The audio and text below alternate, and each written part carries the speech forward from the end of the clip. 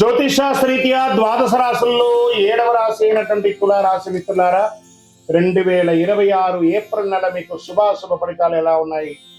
ఈ నెల గ్రహస్థితిలో శని మరియు రాహు మీనరాశిలో అష్టమ స్థానంలో ఉంటున్నారు. దీనివల్ల శత్రువులపై విజయం, ఆరోగ్యంపై జాగ్రత్త అవసరం అన్నారు. కేతు కన్యారాశిలో ద్వాదశ స్థానంలో ఉండడం వల్ల ఖర్చులు, మానసిక ఒత్తిడి పెరుగుతాయి. గురు మిథున రాశిలో సప్తమ స్థానంలో, నవమ స్థానంలో ఉండడం వల్ల అదృష్టం, గురువుల అనుగ్రహం పొందుతారు. ఈ నెల సమస్యలు, అదృష్టం రెండు మిశ్రమంగా ఉంటాయి, కానీ గెలుపు మీదే. ఉద్యోగస్తులకి ముందు చూసుకుంటే పనిలో పోటీ పెరుగుతుంది, గెలిచే అవకాశాలు ఉంటుంది, పదోన్నతి అవకాశాలు చాలా ఉన్నాయి, పై అధికారుల నుండి అవకాశాలు ఉన్నాయి.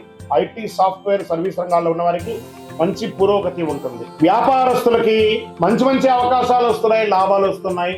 Expansion of your business, this the right time అని కూడా చెప్పచ్చు. భాగస్వామి వ్యాపారంలో మిశ్రమంగా ఉంది. ధన విషయానికి ఆర్థికంగా వస్తే ఖర్చులు పెరిగినా దానికి తగ్గట్టుగా 1000 రెట్లు అనుకూలాలు కలుగుతున్నాయి. ఇది సత్యం, అద్భుతం. షేర్ మార్కెట్ విషయానికి వస్తే ఈ నెల బాగా వాలంటేట్ ఉన్నా కూడా లాంగ్ టర్మ్ లో ఉన్న వాళ్ళు సేఫెస్ట్ జోన్ లో ఉన్నారని పేరు. ఇంట్రాడే వాళ్ళకి మిశ్రమ ఫలితాలే.